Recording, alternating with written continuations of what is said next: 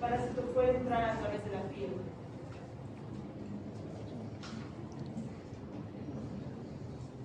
¿Se les ocurre? ¿Heridas abiertas? Aquí dice inoculación. A ver, otro. Por heridas. Por heridas, dice aquí. Otra forma, ¿cómo más creen que se puede? ¿Qué se les ocurre? Otra forma en la que pueda penetrar la piel. No es tan lejos. En realidad no es necesario que haya una inoculación, porque en este caso sería la transmisión como mediante un vector que chupa la sangre o se pica y mediante la picadura o la saliva o las heces como en el enchufe se introduce. No es así el caso. Heridas tampoco, porque hay ciertas enfermedades que las moscas pueden traer, ¿verdad? Si se posan sobre una herida abierta, pueden traerse enfermedades a través de sus patas. Pero en este caso, lo más llamativo es que la persona ni siquiera tiene que tener esas heridas. Simplemente con caminar descalzo, donde hay estas larvas, es suficiente porque un momento que se pare sobre la arena caliente y húmeda donde hay las larvas es el tiempo necesario para que avance y se introduzca a través de los pliegues de la piel. Si esta persona permanece más tiempo, puede subir por la planta, introducirse por la planta del pie, por el medio dorsal. Vean ustedes. El hospedero, como hospedero, no como reservorio, va a funcionar en los humanos y en los animales. Es una parasitosis causada por mucinaria que va a involucrar a moléculas de acción anticoagulantes. Va a ser inhibidores de proteasas digestivas, de otras proteínas de excreción o secreción. ¿Esto ¿en qué va a influir en su alimentación? Porque estos parásitos son totalmente hemato. ¿Cómo se dice cuando se alimentan solo de sangre? Hemoparásitos. Hemato, ¿verdad? Una cosa son los hemoparásitos, que son tan minúsculos que se introducen al torrente sanguíneo. Pero en este caso, estos se van a adherir a la piel y van a succionar la sangre. Van a utilizar estos anticoagulantes porque a través de sus ventosas hacen una pequeña herida que tienen anestésico de paso, y esto les proporciona la facilidad para quedarse en ese lugar y succionar. Estos mediadores pueden ser además, pueden actuar como mediadores en realidad fundamentales para ciertas infecciones que se pueden dar en el hospedero. Primero, la activación de las larvas en el suelo van a ser el punto de entrada hacia cualquier huésped. En este caso, un humano que esté descalzo va a ser la víctima. Va a haber una migración tisular. Son tan pequeños, no producen dolor al momento de introducirse en la piel y empiezan a crecer por debajo de los tegumentos. Es por eso que se van a hacer visibles cuando aparezcan las reacciones alérgicas y cuando veamos esas líneas infecciosas. Va a haber una digestión de la piel y de los otros tejidos que en realidad van a producir esa reacción inflamatoria, y el Necator americanus tiene la actividad enzimática que va a degradar esos tejidos con más facilidad, como el colágeno, la fibronectina, la adenina y la elastina. Ahora, van a adquirir sus nutrientes a través de sus acciones anticoagulantes. Van a fijarse sobre vasos sanguíneos donde van a empezar a succionar los mismos. El primer paso para la adquisición de estos nutrientes es verificar la adherencia del Necator americanus a los intestinos. Vean ustedes, a través del epitelio de la piel donde se van a introducir, van a migrar hasta llegar a los intestinos, que es su lugar definitivo. La neutralización de las defensas del hospedero se van a dar mediante la inhibición de las proteasas intestinales del hospedero y además tiene la capacidad de evadir la reacción inmune a la infestación parasitaria. Estos parásitos tienen forma alargada. En cierto modo pueden llegar a tener el aspecto de los ascarilumbricoides, pero vamos a ver que su estructura anatómica es algo más sencilla. De la misma manera van a tener dos tipos de sexos. Para que se produzca la multiplicación de este parásito tiene que haber una hembra y un macho. Antes de llegar a su multiplicación, vamos a poder apreciar que tiene tres formas larvales. Dos son aerobias, facultativas u obligadas, que van a requerir del ciclo de Krebs y de los citocromos. Y estas simplemente se van a dar de forma interna del mismo organismo, entonces que los hace obligados. Y la forma adulta, que es anaerobia, que puede permanecer tanto dentro y fuera del organismo. Su reproducción sexual y fecundación es interna, no se van a reproducir en el medio ambiente, tiene que ser dentro del huésped. Y ya hemos hablado de que son hematófagos, se van a alimentar mediante la succión de sangre. Existen dos tipos de funcionarios. Tenemos el anquilostoma del viejo mundo. Recuerden bien estos nombres porque las preguntas pueden entrar. Anquilostoma del viejo mundo o anquilostoma duodenale. Y el anquilostoma del nuevo mundo, Necaton americanos. ¿Tienen diferencia anatómica? No mucho. La diferencia va a estar en la boca. Porque este va a tener 4 dientes y este va a tener 2 dientes, que son los que le ayuden a fijar y a abrir la herida para poder succionar la sangre.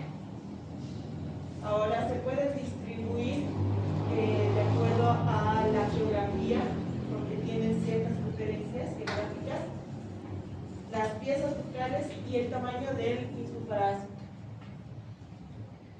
Los factores de virulencia de estos parásitos se dan a través de las proteasas asparticas, aminopeptidasas, cisteín proteasa y la hipobiosis. Si nosotros apreciamos a más detalle estos parásitos, vamos a ver que el duodenale, el estómago duodenale, tiene los 4 dientes. Tiene a nivel del sexo 2 fibras que salen, que serían las, en realidad, sus órganos genitales copuladores. En este caso este es un macho, porque tiene 2 prolongaciones, y esta que termina en forma de cono sería la hembra. En el Necaton americanos va a tener 2 dientes. De la misma forma es muy parecido la terminación que tienen los machos y las hembras, con ciertas variaciones un tanto insignificantes, que si no las apreciamos en un microscopio no las podríamos diferenciar. Los huevos de las dos especies son indistinguibles, se parecen mucho. Vean ustedes, ¿notan alguna diferencia?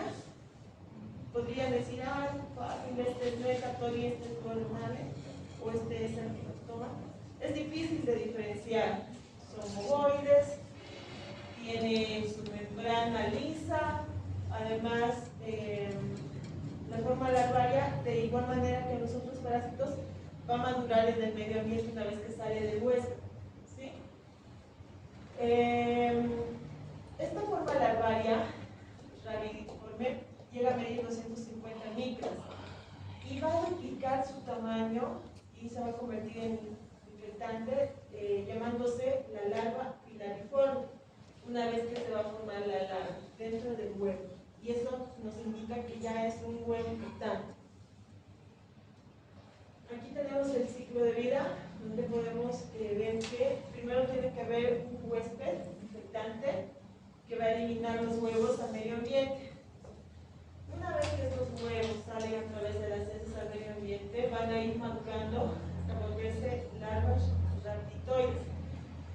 Siguen su maduración y se forma de las larvas filariformes, que serían la forma infectante, porque van a eclosionar de este huevo y van a estar presentes en la tierra. De esta manera, si una persona quizá no se va a tragar los huevos, pero va a haber una introducción de esta larva a través de la piel, sin necesidad de herirse. Aquí vemos los dos tipos de parásitos, que prácticamente son similares en aspecto, incluso en la forma de los huevos y la introducción. A nivel del medio ambiente, tienen la maduración, la formación de las larvas, pero una vez que ingresan al cuerpo humano, es donde van a ir a depositarse a diferentes partes del cuerpo. Estas no se van a limitar simplemente a quedarse a nivel de piel, tampoco se van a quedar simplemente en la región del intestino, que sería su lugar preferido. Penetran piel, pasan a la circulación. A través de la circulación se pueden ir a diseminar pulmones, tráqueas, faringes. De la faringe puede salir a la luz y puede ser tragado y puede llegar hasta el intestino delgado. Ahora, los huevos se van a caracterizar porque van a tener 4 blastómeros. Es como una división celular que se da en 4 partes. Ahora vamos a ver a cada uno en detalle.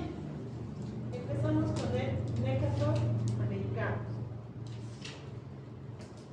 Su nombre deriva porque es más frecuente a nivel del continente americano, ¿sí? Pero también se han visto casos en la India, China, islas del Pacífico y en el continente africano. Es más común en la región de México, por el clima, por las arenas, ¿sí? Tiene las personas, según la geografía, según la distribución por los países, este parásito se va a ver más frecuente en las personas de raza blanca y también pueden estar presentes en estos cultivos de cacao, café, plátano y otros. Vean ustedes la característica. Estas plantas tienen producción en climas cálidos, húmedos. Por lo tanto, son lugares ideales para que las larvas eclosionen. Es el género Necator, especie americanos, y su nombre vulgar también se llama Cucurus americano o American Killer.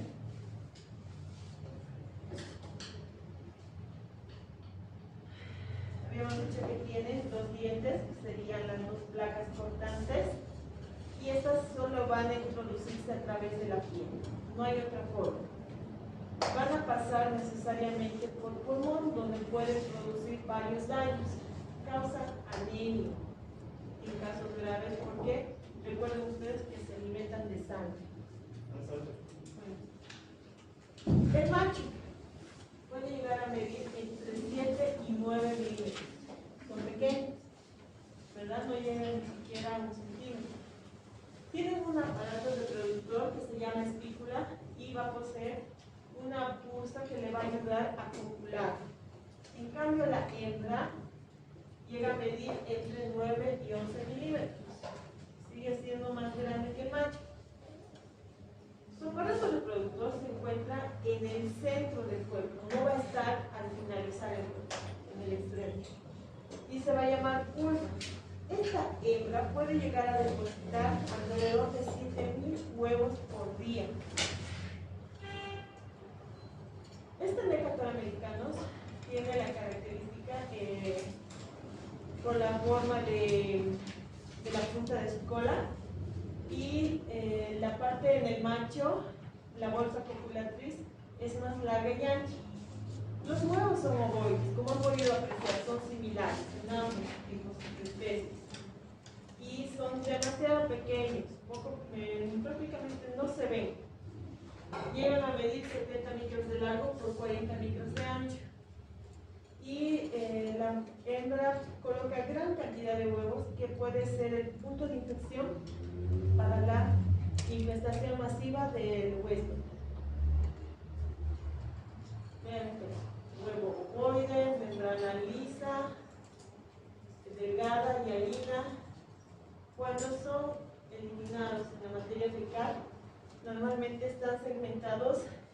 2 a 8 blastómeros.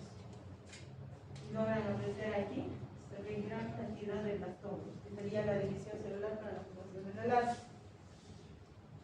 Ahora, el anquilostoma duodenal. ¿Cuál va a ser la diferencia? Si el otro tenía 2 dientes, ¿cuántos va a tener? 4. Es del género Anquilostoma, especie duodenale, nombre vulgar, cuerpo o gusano gancho. Característico de Estados Unidos, China, islas del Caribe, continente sudamericano y africano. ¿Qué es lo que caracteriza a estos países? Similitud en clima. Son poco comunes en Europa porque los climas son más extremos en estos lados. Pasan de tener temperaturas muy altas a temperaturas demasiado bajas. Y eso no les hace propicio el desarrollo de las algas. ¿Sí? Tienen microclimas en minas, que serían lugares adecuados como nichos ecológicos que ellos buscan para poder eclosionar y esperar cualquier huésped que llegue. En su anatomía, la hembra siempre va a ser más larga, más grande. Esta sería la parte del útero, a nivel de este lugar que está en medio, y la bolsa copulatriz del macho está en este extremo. Puede tener estas dos líneas que van a salir, y es a través de este lugar que va a copular con la hembra. Las cabezas son similares, los cuerpos también.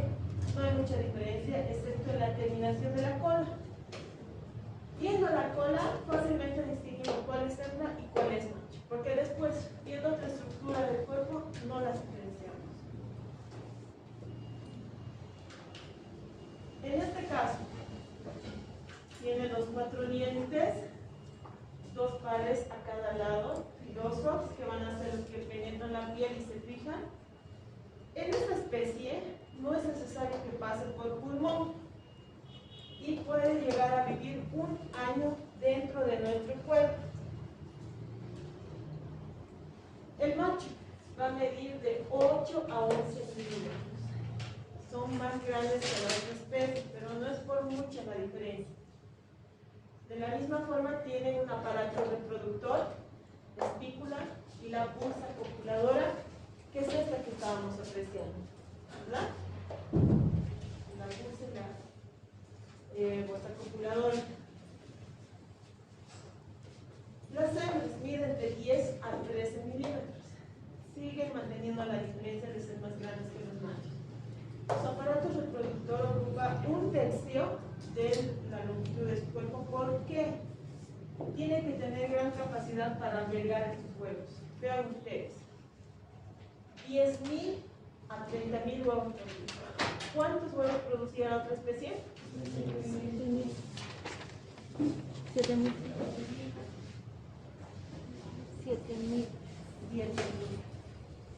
Es mucho menos cantidad.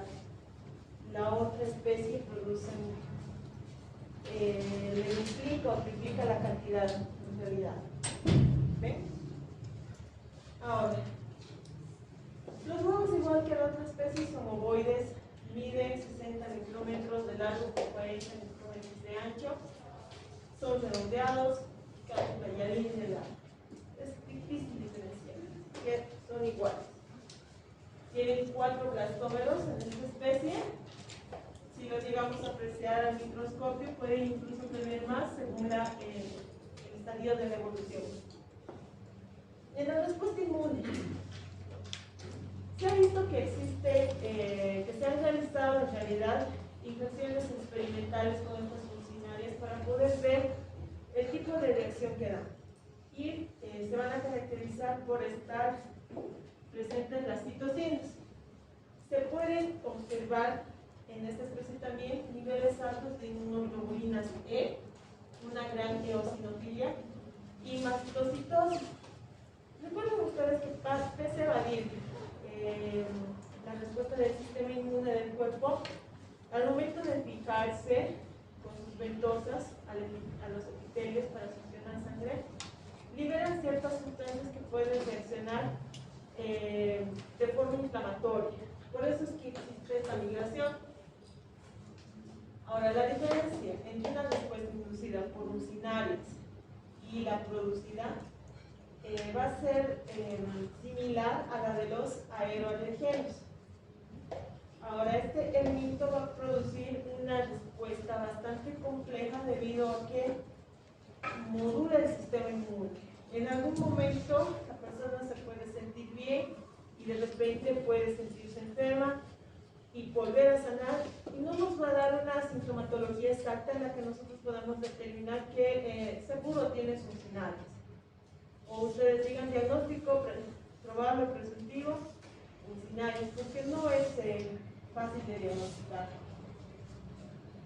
Ahora, este elemento va a inducir la respuesta compleja multifactorial y va a hacer que se produzcan muchas citocinas proinflamatorias y proregulatorias a nivel de las lesiones, que van a estimular el sistema inmune general produciendo las reacciones.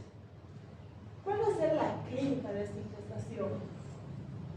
A nivel de pulmones vamos a ver un síndrome de Lowe, que se va a caracterizar por una eosinofilia. Estos pacientes van a tener neumonía, pero con una neumonía ustedes no pueden diagnosticar o diferenciar si es una neumonía viral, bacteriana, y peor, en este caso es difícil que manejemos como términos este paciente tiene una neumonía parasitaria, porque es poco común. Por suerte no es común en nuestro medio, excepto cuando los pacientes traen el parásito de otro país y se instalan en lugares que son propios para la diseminación. Los pulmones se van a ver afectados por esa migración parasitaria de las larvas a través del sistema sanguíneo. Y es en este lugar donde van a poder desarrollar una hiperinfección. A nivel intestinal, van a producir dolor y distensión abdominal, acompañados de diarrea, melena y por eso. Es en este lugar donde los parásitos se van a encontrar a la luz y van a producir hemorragia, por eso es que se ve la melena. Además, no estamos diciendo que va a haber hemorragias, porque el sangrado no se va a producir a nivel de intestinos o vías inferiores, se va a producir a nivel de intestinos, y la melena se va a formar por la digestión de la sangre que se ha derramado a los intestinos y que va a pasar todo el tracto. ¿Por qué se llama melena?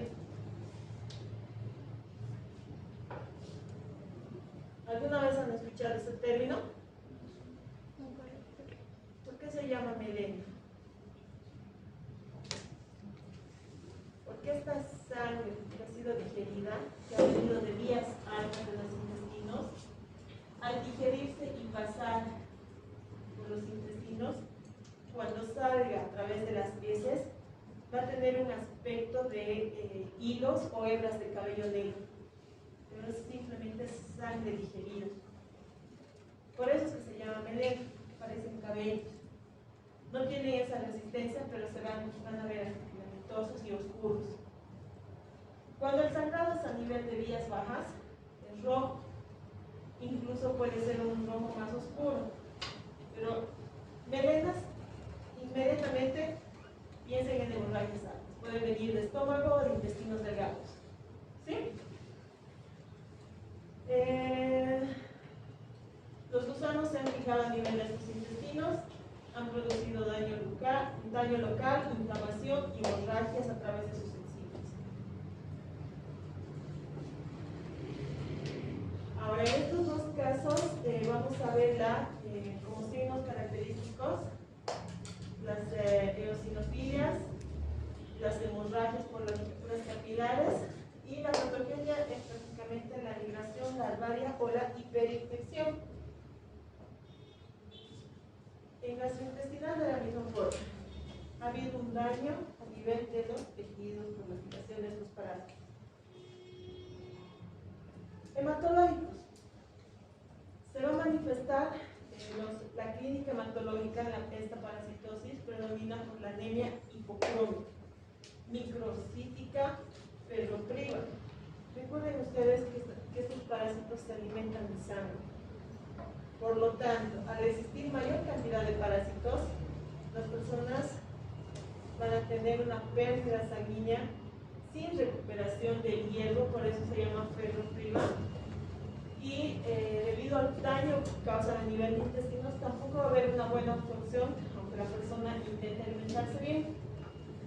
Hay eosinofilia, hipoalbuminemia, edemas, hay una extravasación tisular, disnea, soplos funcionales. Una persona que está anémica, que se va cronificando en este estado, empieza a presentar los soplos y va a haber una cianosis general. Está anémico, se va a ver pálido, amarillo. El consumo de sangre de este parásito puede llegar a ser de 0,004 a 0,05 ml por gusano al día. Ahora imagínense si hay una gran infestación de este parásito. La cantidad debe ser mucho mayor. Va a variar de acuerdo a la cantidad de este anquilosoma duodenal. Anemia hipocrómica, microcítica, ferropriva. No se olviden de ese término. Además va a ir acompañada de la eosinofilia periférica, hipoalbuminemia, el edema debido a estos trastornos, disnea, cianosis y otros casos de anemia. Una persona que está con anemia va a estar débil, somnolienta, no va a tener no va a estar alerta en el medio ambiente, va a tener dificultad en cuanto a la memoria, ¿verdad? Y el anemia, esta es la característica principal que una persona va a poder apreciar en el momento de la infestación, porque está expuesta, se va a ver a nivel de piel. Si la infestación fuera directamente a órganos internos, no podríamos apreciar qué tan infectados están, ¿verdad? En este caso, está entrando a nivel de piel, y bajo esta piel, cuando no pasan a la vía sanguínea y esta larva empieza a desarrollar bajo el epitelio, va a formar pequeños caminos serpentiginosos que van a aparecer hilos. Vean ustedes, son rojos porque están inflamados. Este parásito no se va a quedar en el mismo lugar, va a ir avanzando, y a medida que va avanzando va destruyendo el epitelio. Además, la reacción inflamatoria que produce es similar a las alergias debido a su estructura en la superficie. Produce eritema, prurito, porque va a escocer el momento en que se vaya moviendo, desinflamación, sabañones, y va a ir dejando una cicatriz residual que puede infectarse por bacterias. Va a haber una invasión y migración de las larvas, y cuando quedan en los tejidos, no migran a otros órganos, se dicen larvas en glucosa en tejidos, y es más característico con el anquilostoma duodenal.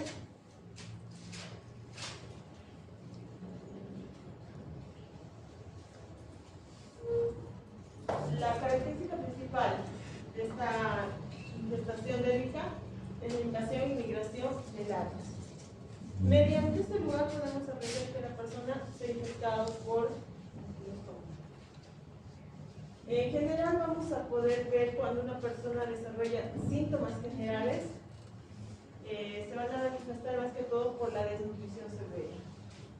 Al estar con anemia, al tener dificultad para absorber los nutrientes, automáticamente la desnutrición va avanzando con pérdida de peso, retraso estatura. Por lo tanto, esos niños van a tener dificultad en el desarrollo y déficit cognitivo, anemias y signos asociados con disnea y fatiga. Si se instala a nivel de pulmones, va a traer problemas respiratorios, no olviden eso. La patogenia es por la colección, los metabolitos y las enzimas de los gusanos, además la carga parasitaria. A mayor cantidad de parásitos, mayor complicación. Para que esto se desarrolle, va a influir mirada del paciente, donde los más susceptibles son los niños y las personas adultas. También incluye la cronicidad, o sea, la cantidad de parásitos y el tiempo que ya lleva esta persona con la parasitosis, y que una mujer esté embarazada al momento de contraerla. Ahora, la infestación puede utilizar como hospederos a los animales. Ahora, los huevos embrionados tienen que estar en lugares, en suelos húmedos y sombreados. Esto les da la facilidad para su desarrollo y eclosión. Recuerden ustedes que de una larva rhabditoide tiene que llegar a formarse la larva filariforme, que sería la fase infectante. Mientras esté en esta etapa de larva rhabditoide, no va a ser infestante, no va a poder penetrar la piel.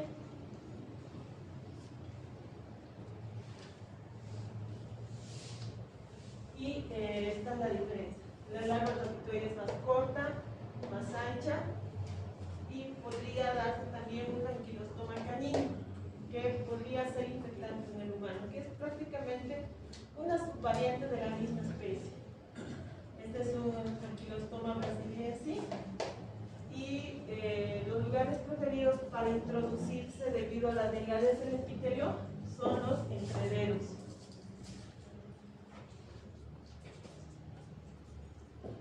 Cuando las personas tienen los síntomas generales, van a tener gran pérdida de peso, retraso en la estructura y el déficit cognitivo como características importantes. Ahora, el diagnóstico se puede dar mediante la técnica de Faust, técnica de Stone y el cultivo de Granada de Mori en normalmente los cultivos se hacen para poder diferenciar una especie de la otra, porque facilitamos su evolución para luego poder diferenciarlos en el microscopio, porque así a simple vista es difícil ir y buscar las salidas de las piedras calientes para tomar muestra. Huevos inmaduros van a ser los que tienen estos blastómeros, no son infectantes, sino hasta el momento en que forman las larvas. Y recuerden, esta infestación no se va a dar mediante la deglución de huevos, es cuando las larvas se introducen a través de la piel. Se va a confirmar la parasitosis mediante un coproparasitológico, identificando los huevos que se van a encontrar de estas uncinales. Pueden ser métodos directos o de concentración, donde se va a configurar. Puede también realizarse un sondeo duodenal para poder apreciar los parásitos, y el cultivo de Tarara Mori en hangar de Goa y examen microscópico, que puede utilizarse para diferenciar lo que les dije, el género y la especie más que todo. Cuando la cantidad de huevos ronda alrededor de los 1.600 gramos en gramos, la cantidad de 1.600 huevos en gramos, se puede calcular que existe alrededor de 50 uncinales en el cuerpo. Y esto nos dice que es una infección leve y normalmente la persona está asintomática. Cuando los huevos sobrepasan los 3.300 en cantidad, se duplica la cantidad de los parásitos internos, nos indica una infección moderada, y los síntomas son oligosintomáticos. Pueden manifestarse como pueden ser variados. Si son de 16.500, el cálculo ven ustedes aumenta en cantidad de parásitos. 500 parásitos funcionarios que se están calculando, es una infección intensa, y a partir de aquí es donde se va a presentar la anemia, pero va a ser una anemia leve. Con 33.000, la cantidad de parásitos ronda los 1.000 y es muy intensa, y la anemia va a ser muchísimo más sintomática y va a ser moderada. Alrededor de los 100.000 calculamos 3.000 parásitos internos, Y esta infección es extrema, es grave y es mortal, porque la anemia es severa.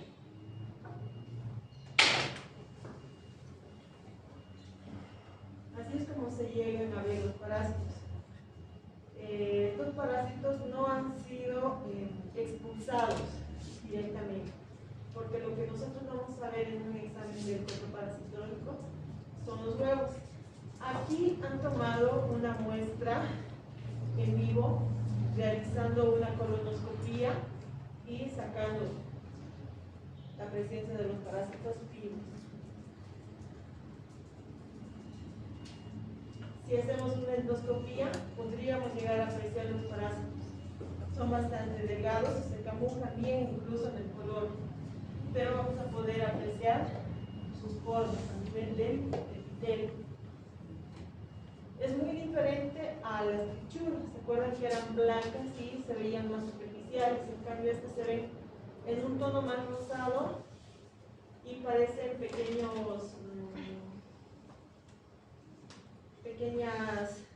¿cómo se llaman los gusanos de la tierra? Pequeñas lombrices, pero que están dentro del epitelio superficial.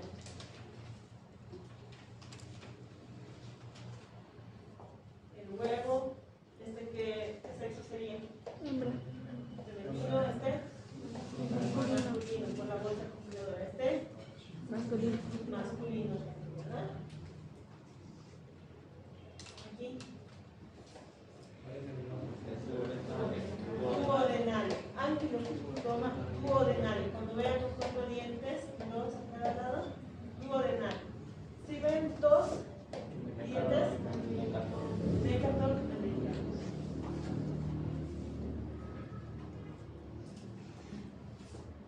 ¿Qué sería? Son las cabezas. ¿Podemos distinguir especies? No, son difíciles de distinguir, son bastante similares, excepto si llegamos a ver los dientes, ¿verdad? Ahí podríamos distinguir, porque para eso necesitamos un buen microscopio. Vamos a hablar de los podríamos. ¿Qué sería? La bolsa cicatriz del mar. En este caso, esta cabeza y esta bolsa corresponden al anquilostoma duodenal. ¿Cuántos dientes tiene el anquilostoma duodenal? 4. ¿Y el decator? 2. Se ven bastante similares, va a ser difícil distinguirlos. Ahora, si los llegamos a medir en su fase adulta, hemos visto que había una especie que solamente era 3 milímetros de diferencia, en más grande, o sea, tampoco es significativo. Y no podríamos apreciar diciendo, este ya ha terminado su desarrollo, este ya no va a crecer, ¿verdad? Y es un pequeño resumen de lo que les he hablado. Prácticamente, para resumir, tratamiento. En el tratamiento vamos a utilizar los dexamidazoles. La ventaja es que estos medicamentos son fáciles de adquirir, son muy similares en el tratamiento a las otras parasitosis. Albendazol, 400 miligramos por día, por 3 días consecutivos. ¿Sí? Mebendazol, 100 miligramos, 2 veces al día, 3 días de tratamiento. Flubendazol, 300 miligramos al día durante 2 días. No es necesario más. En campañas de control, cuando tenemos cierto grupo de la población que puede estar expuesta a estas parasitosis, que el ambiente, las condiciones socioeconómicas podrían favorecer la infestación de las personas, se hacen campañas de control. No estamos confirmando que estas personas las tengan, pero al ser una región que está predispuesta por el clima y porque se han podido registrar casos, se hacen estos tratamientos con una sola dosis. Recuerden, una sola dosis. Por lo tanto, vamos a utilizar albendazol y mebendazol. El albendazol, 400 más efectivo tiene una curación del 56% y reducción de los huevos en 98%. El mebendazol disminuye esta curación al 22% y reduce los huevos en un 82%. No es tan bajo, pero es menor. Y se da en 500 miligramos. Dosis única. También se puede utilizar famoato de Piraquel por 3 días consecutivos a la dosis de 10 miligramos por kilogramo día. Para eso tenemos que calcular según el peso de las personas los 10 miligramos. No es teratógeno, así que se puede administrar en las mujeres embarazadas y la tolerancia es buena. Ahora, ¿cuál era la complicación más grave de esta parasitosis? La anemia. Por lo tanto, tenemos que hacer tratamientos para la anemia en las parasitosis que nos van a producir este déficit de hierro. Vamos a administrar sales de hierro por vía oral con sulfato ferroso, lo que sea más accesible y más cómodo de dar a los pacientes. Incluso hoy en día ha mejorado el tratamiento con gotas. Simplemente en las mañanas toman 10 gotas, 15 gotas, dependiendo de la edad, y es suficiente. Con dosis de 200 a 300 miligramos al día, en un periodo de 6 meses, podemos recuperar, mejorar los casos de anemia, recuperar los glóbulos rojos. ¿Sí? ¿Alguna duda? El tema de eso no es como en las mujeres, por eso está ahí nada más. ¿Alguna duda?